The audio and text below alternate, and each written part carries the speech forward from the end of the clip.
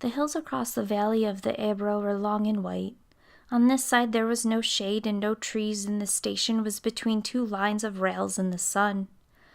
Close against the side of the station there was a warm shadow of the building, and a curtain, made with strings of bamboo beads, hung across the open door into the bar to keep flies out. The American and the girl with him sat at a table in the shade outside the building. It was very hot, and the express from Barcelona would come in 40 minutes. It stopped at this junction for 2 minutes and went on to Madrid.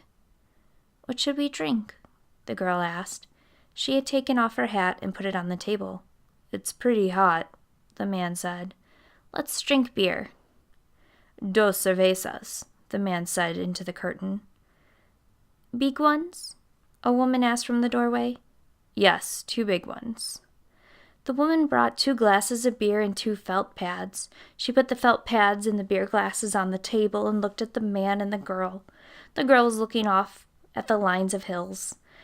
They were white in the sun, and the country was brown and dry. "They look like white elephants," she said. "I've never seen one." The man drank his beer. "No, you wouldn't have." "I might have," the man said. "Just because you say I wouldn't have doesn't prove anything." The girl looked at the bead curtain. "They've painted something on it," she said. "What does it say?" "Anís del Toro. It's a drink." "Could we try it?" The man called, "Listen," through the curtain. The woman came out from the bar. "4 reales?" "We want 2 Anís del Toro." "With water?" "Do you want it with water?" "I don't know," the girl said. "Is it good with water?" "It's all right." "You want them with water?" asked the woman. "Yes, with water." "It tastes like licorice," the girl said, and put the glass down. "That's the way with everything." "Yes," said the girl. "Everything tastes of licorice, especially all the things you've waited so long for, like absinthe." "Oh, cut it out." "You started it," the girl said. "I was being amused. I was having a fine time." "Well, let's try and have a fine time." "All right. I was trying. I said the mountains looked like white elephants. Wasn't that bright?" "That was bright." "I wanted to try this new drink. That's all we do, isn't it? Look at things and try new drinks." "I guess so." The girl looked across at the hills. "They're lovely hills," she said. "They don't really look like white elephants. I just meant the coloring of their skin through the trees." "Should we have another drink?" "All right." The warm wind blew the bead curtain against the table. "The beer is nice and cool," the man said. "It's lovely," the girl said. "It's really an awfully simple operation, Jig," the man said. "It's not really an operation at all." The girl looked at the ground the table legs rested on. "I know you wouldn't mind it, Jig. It's really not anything. It's just to let the air in." The girl didn't say anything. "I'll go with you, and I'll stay with you all the time. They'll just let the air in, and then it's all perfectly natural." "Then what will we do afterward?" "We'll be fine afterwards, just like we were before." "What makes you think so?" "That's the only thing that bothers us. It's the only thing that made us unhappy." The girl looked at the bead curtain, put her hand out, and took hold of 2 of the strings of beads. "And you think then we'll be all right and be happy?"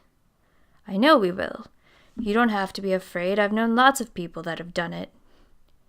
"So have I," said the girl, "and afterwards they were all so happy." "Well," the man said, "if you don't want to, you don't have to. I wouldn't have you do it if you didn't want to. But I know it's perfectly simple." "And you really want to?"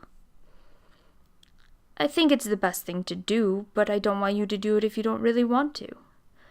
"And if I do it, you'll be happy, and things will be like they were, and you'll love me." "I love you now. You know I love you." "I know, but if I do it, then it'll be nice again. If I say things are like white elephants, and you'll like it." "I'll love it.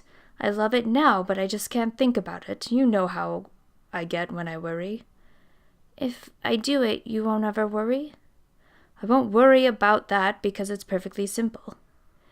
Then I'll do it, because I don't care about me. What do you mean? I don't care about me. Well, I care about you. Oh, yes. But I don't care about me, and I'll do it, and then everything will be fine. I don't want you to do it if you feel that way.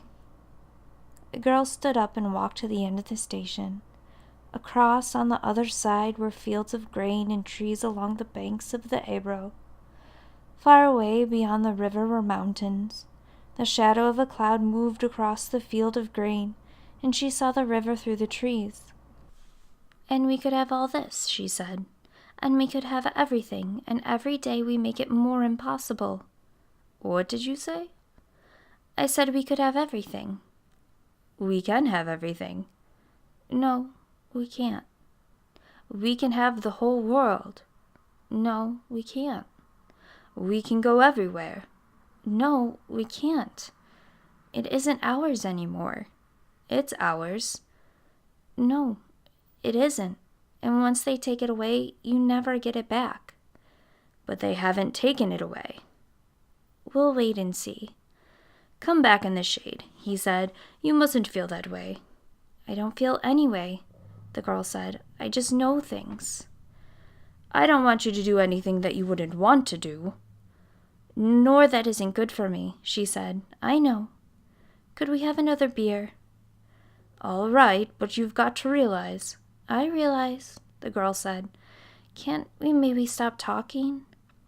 They sat down at the table, and the girl looked across at the hills on the dry side of the valley, and the man looked at her and at the table.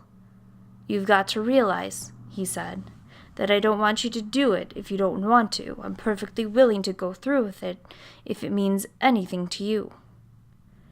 Doesn't it mean anything to you? We could get along. Of course it does, but I don't want anybody but you. I don't want anyone else. And I know it's perfectly simple. Yes, you know it's perfectly simple. It's all right for you to say that, but I do know it. Would you do something for me now? I'd do anything for you. Would you please, please, please, please, please, please stop talking?